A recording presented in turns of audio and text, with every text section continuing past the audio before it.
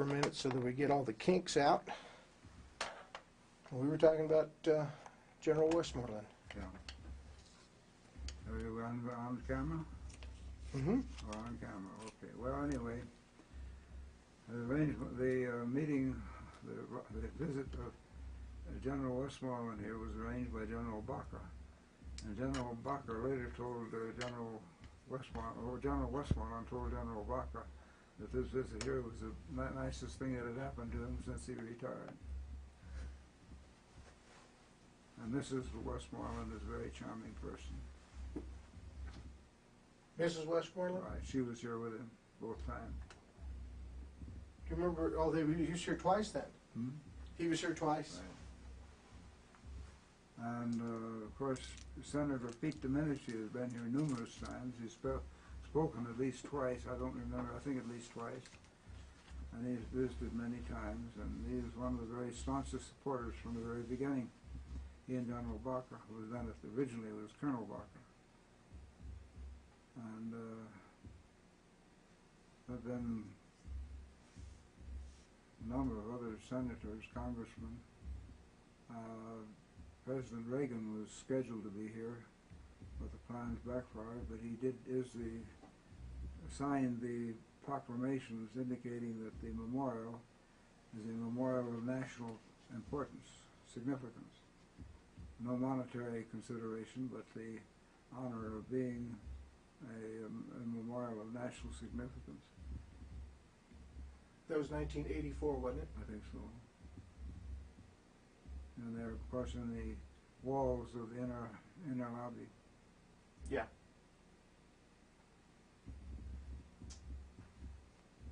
Anybody else, celebrity-wise, that's come by? Oh,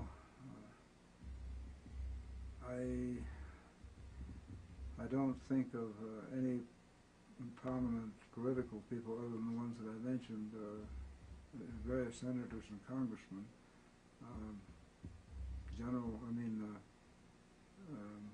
Bill Coors from the commercial world has been here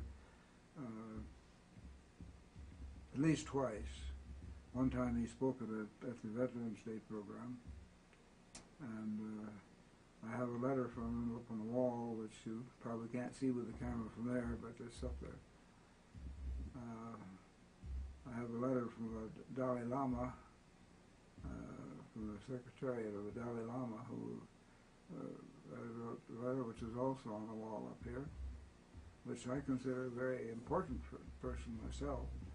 I consider that probably one of the most important.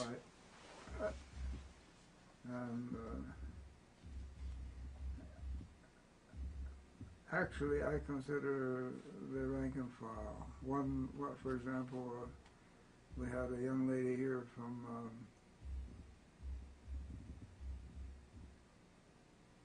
somewhere in the South Pacific, visited, and as she left, she said, I'll write about the chapel in my book. She didn't realize that some reference that she would say that about the next time she would come or something like that. And all at once a look of bewilderment came across her face because she realized that probably she never would come again, see. It's these sort of things that are just among the rank and file.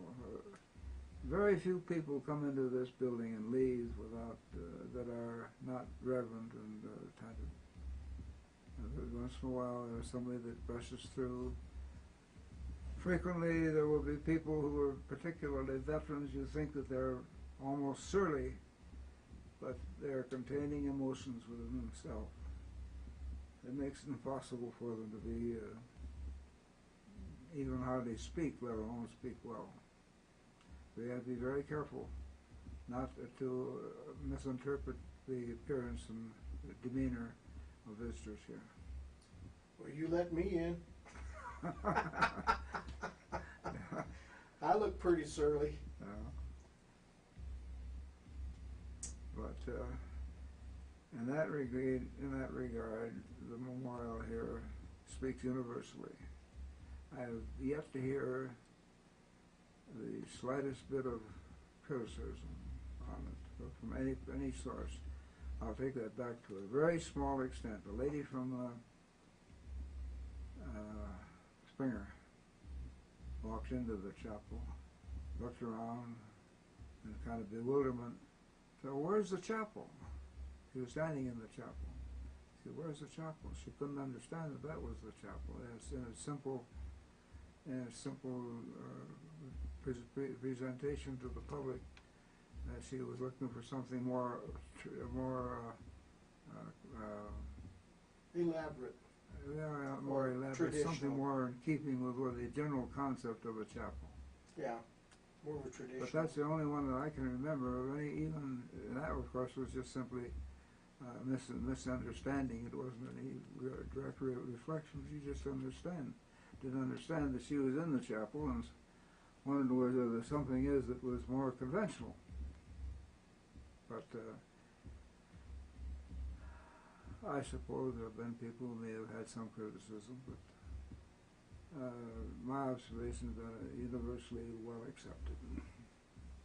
Well, I've never talked to anybody who's ever been here that has never been unaffected. They've all been incredibly affected. And the most unusual thing about it is the people come here and they're startled by what they see because they cannot realize exactly what they're going to see until they walk down those steps and walk into the building. Particularly something out here in the hinterland, where one wouldn't expect something so unusual as the chapel here. Yeah, it bowled me over the first time. Still does after 15 years. Yeah,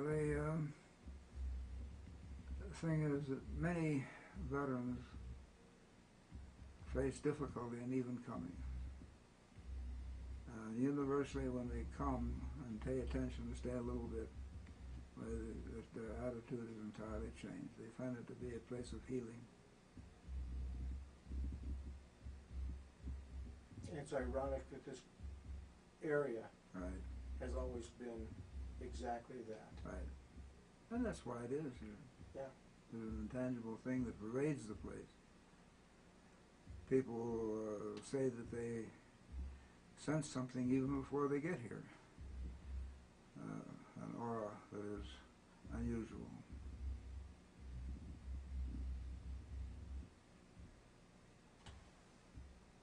I might say in that regard that my own personal feeling is that there's a line of force that emanates from Wheeler Peak, the highest point in New Mexico, comes down through Blue Lake, the sacred lake of the Taos Pueblo Indians, and intersects this area. And I think it is that line of force which have been described as ley lines, L-E-Y lines, which are particularly prevalent around areas like Stonehenge in England. They come out of the ground and go back into the ground at various locations that can actually be mapped. The surveyor that surveyed this very area here said that his instruments were unusually affected at times. Huh. And they can be mapped. I have a book I loaned and that had never been returned to me, but I have had a very interesting book on ley lines. Well, there's something very special, not only just about this memorial, but the whole area. Right. Incidentally, there's a rock outcrop about 5 miles north of the memorial here, from which a lone pine tree is struggling to survive. And that was, according to oral tradition, an altar where the Taos Pueblo Indians used to worship when they came down here to hunt. They would leave cornmeal in the natural niches in the rock. It would be eaten by the birds, of course, but it went back to nature, the way the Indians, their understanding of the importance of it was. This is confirmed by Pete Concha, the Kusiki of Taos Pueblo, 97 years old now. Yeah, I want to talk to him sometime very soon. Yeah. You've been friends with him for how long? About a decade. Did you get a chance to read that article in the enchantment article? Yeah. We read that. Pretty good article. That was a nice article. So Diane took a great picture of you and Of the hands, you know. of the hands Right. of you and Pete. Right. I saw her name on the caption Right. there. Mm-hmm. Now there's special friendships, Right. hard to come by. Right. No, it just doesn't happen. It doesn't happen very often. Not very special. But when it is, it's very precious. Yeah.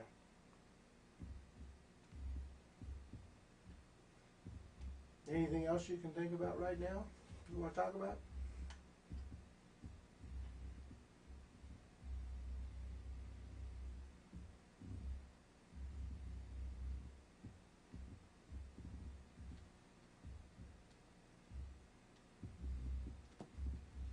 Oh, the only thing I would think about is the relationship with the DAV, Disabled American Veterans, but I think that probably should be addressed as a unit in itself, I think, rather than take a little chunk of it right at the present time. yeah, let's do It's that tomorrow significant morning. It is significant that they took hold of the memorial, did a lot of improvements to it, and turned it back to the David Westphall Veterans Foundation as a bequest, as a gift, a magnificent gift. And this was happened just a little over a year ago that this happened, that they turned it over back to well, basically back to me. But, technically it's to the David Westphall Veterans Foundation, but and the reason why it was done and so forth.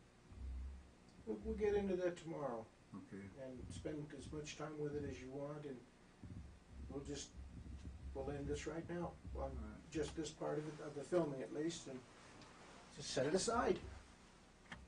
We're on. We were just discussing that one of the facets of the credo of my life are that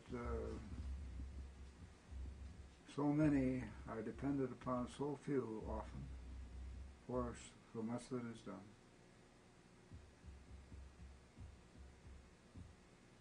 That's true. John Denver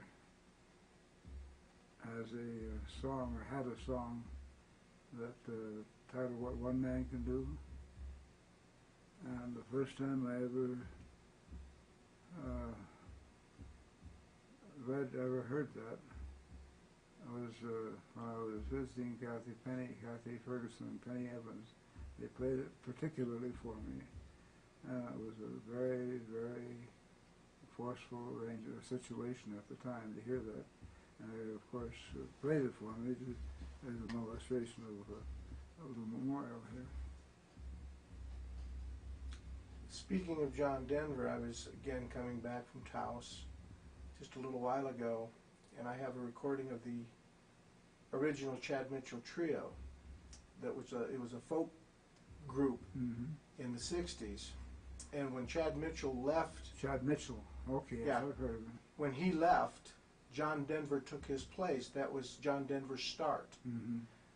The very last song on this CD, and I'm going to make a copy of it for you, is a song that he wrote in the '80s, asking about why there has to be so many bombs. And it's an interesting song that happened to come on. I didn't even know it was on this particular CD. And it came on as I was coming back down to the memorial, and again, you came to mind and what you've done. And I'll make a copy of that and give it to you when I see you this next week when I can get home to do it. Well, I might just mention a little book that I've written, a little pamphlet titled "The People's Revolution for Peace." Maybe the best thing I've ever written. And the major thesis of it is that peace is dependent upon everybody in this world doing what they can to achieve peace. And not saying, let my brother do it, but saying, I will be my brother's keeper. And that sounds like a simplistic explanation of the recipe for peace. But as far as I'm concerned, it's the only recipe for peace. Why don't you go ahead and hold that for me Okay, now? I'll do it. We'll zoom in on it here. Okay.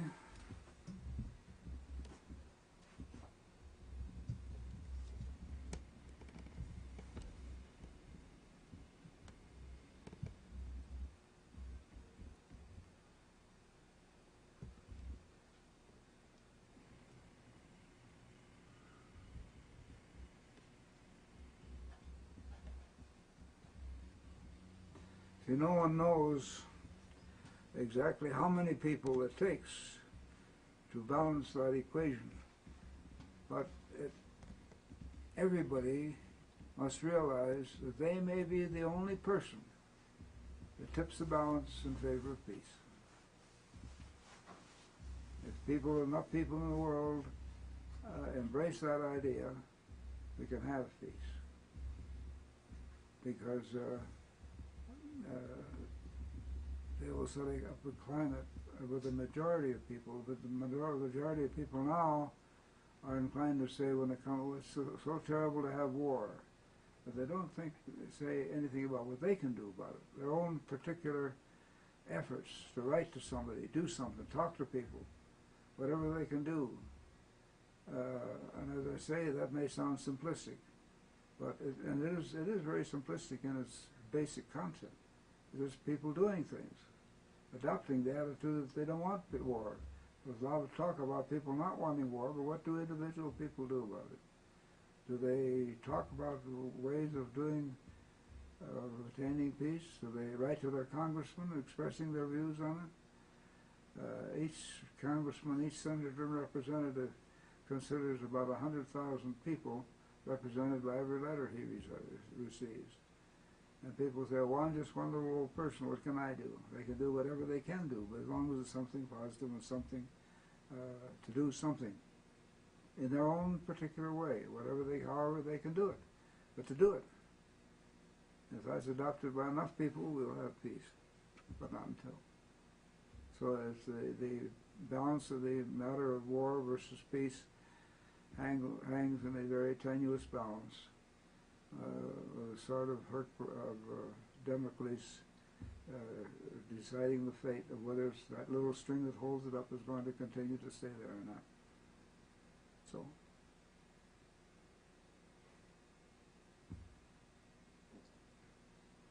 I thought that was a worthy afterthought to add to our little discussion today. I think it's an absolutely great afterthought. Thank you. Uh-huh. Another book I've written is titled, What Are They Doing to My World? And what they are doing to my world is often kind of miserable. But, and it is the comparable idea to what I just discussed about war and peace. And that is that very few people say, what can I do? Almost never do they say, well, what can I do? Once in a while they might say, what can we do? Well, I know I thought wrong. They never say, what can I do? They say, why don't they do something, see? They, the ubiquitous they, always is to blame. That's what I said this morning about the positive being the important word of my life. And it's true. So I don't think I have anything more to say at the moment, so you might turn us off.